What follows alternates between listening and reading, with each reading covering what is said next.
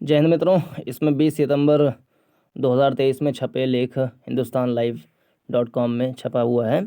आधी आबादी का हक। आपको पता है कि इस संसद में, हमारी जो नई संसद बनी है, उसमें नारी शक्ति वंदन अधिनियम पेश किया गया है, जिसके तहत राज्य विधानमंडल और जो केंद्र की विधायिका है, संसद है, उसमें 33% सीटों पर महिला को आरक्षण देने का प्रावधान किया गया है, जिससे विधायिका में महिलाओं का प्रतिनिधित्व तो बढ़ाया जा सके। लोकसभा और राज्य विधानसभाओं में महिलाओं के लिए 33% सीटें आरक्षित करने वाला नारी शक्ति वंदन विधेयक स्वागत योग्य तो है ही, इस मायने में भी ऐतिहासिक है कि यह नए संसद भवन के पहले दिन की कार्यवाही का हिस्सा बना। नए संसद भवन की इससे शानदार कोई और शुरुआत हो भी नहीं सकती थी और प्रधानमंत्री नरेंद्र मोदी ने उचित ही कहा है कि इससे भारतीय लोकतंत्र मजबूत होगा। चूँकि लोकसभा में एनडीए सरकार को भारी बहुमत हासिल है और राज्यसभा में भी उसका फ्लोर प्रबंधन अच्छा है, ऐसे में इस विधेयक को कानून बनने में कोई अड़चन नहीं आनी चाहिए। काफ़ी लंबे समय से देश की आधी आबादी को ऐसे कानून की प्रतीक्षा थी और अब जब महिला मतदाता 18वीं लोकसभा को चुनने के बहुत करीब हैं, तब यह विधेयक उन्हें बेहतर कल की आश्वस्ति देता है। निस्संदेह इस मुकर्रर नुमाइंदगी के लिए उन्हें कुछ साल इंतज़ार करना होगा, मगर इससे स्त्री सशक्तिकरण की प्रक्रिया को एक पुख्ता आधार मिल गया है। कुछ समय इसलिए लगेगा क्योंकि जो 33% सीटों पर आरक्षण दिया जाएगा, तो किस किस कॉन्स्टिट्यूएंसी में आरक्षण दिया जाएगा, इसके लिए जनगणना होना ज़रूरी है। तो सेंसस संभवतः 2026 या 25 के आसपास में शुरू होगा।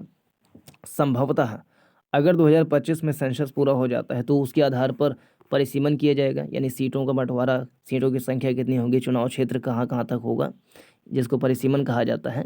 आर्टिकल 82 शायद है, उसके तहत किया जाता है परिसीमन, डिलिमिटेशन के बाद ही संभव हो सकेगा किस किस सीटों पर या किस किस कॉन्स्टिट्यूएंसी पर महिला को आरक्षण दिया जाए।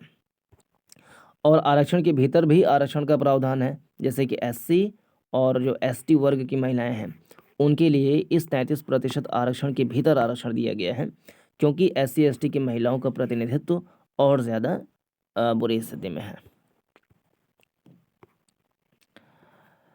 हमारे संविधान निर्माताओं ने देश के नागरिकों को मताधिकार देते समय उनमें किसी प्रकार का कोई मतभेद नहीं किया था। और तथ्य यह भी है कि आज़ादी के पिछले 7.5 दशकों में देश के तमाम महत्वपूर्ण पदों को महिलाएं सुशोभित कर चुकी हैं, मगर यह उपलब्धि हमारे लोकतंत्र की स्वाभाविक परिणति के बजाय प्रतीकवाद की ही देन अधिक रही। यही कारण है कि तमाम शैक्षणिक भौतिक तरक्की के बावजूद जनप्रतिनिधित्व के मामले में महिलाओं में खास प्रगति नहीं हुई। प्रधानमंत्री ने सोमवार को जब पिछले संसद भवन के आखिरी दिन अब तक के माननीयों की संख्या बताई, तब महिला और पुरुष सांसदों का वैषम्य हमारे लोकतंत्र को मुंह चढ़ाता हुआ दिखा। दोनों सदनों में कुल मिलाकर 7,500 सांसदों ने अपना योगदान दिया है, मगर उनमें महिला सांसदों की संख्या कितनी रही? महज 600।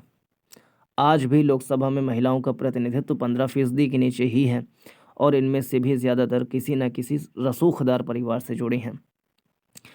तो 1951-52 के आम चुनाव के बाद से लेकर के जो 17वीं लोकसभा चुनाव हुआ, उस तक 7,500 सांसद आए गए, उसमें से महिला केवल 600 रहीं।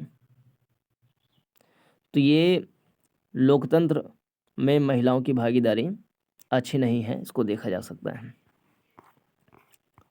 मगर आरक्षण एकमात्र इलाज नहीं है।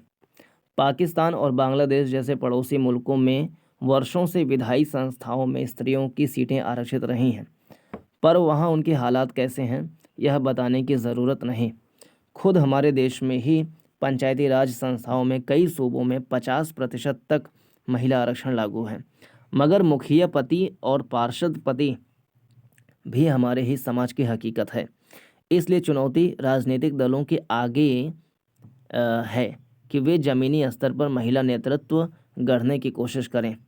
पार्टी संगठन के सभी विभागों में उन्हें कम से कम 33% नुमाइंदगी दें। सिर्फ दिखाने के लिए महिला प्रत्याशियों को चुनाव में उतार देने के टोटके को मतदाता गंभीरता से नहीं लेते। इससे न पार्टियों का भला होने वाला न लोकतंत्र की। नारी शक्ति वंदन विधेयक ने तमाम राजनीतिक पार्टियों को एक अवसर दिया है कि वे महिलाओं को राजनीतिक आकांक्षाओं के प्रति संवेदनशील रुख अपनाएं। इस कानून का सियासी लाभ अब चाहे कोई उठाए, क्योंकि पिछड़े वर्गों में इसे लेकर जैसी प्रतिक्रिया देखने को मिली है, वह आने वाले दिनों में देश की चुनावी राजनीति को और उलझाएगी।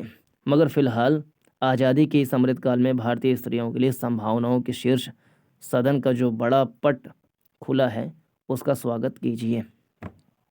तो ये रहा इस वीडियो का डिस्कशन। पूरा सुनने के लिए धन्यवाद। नमस्कार, जय हिंद।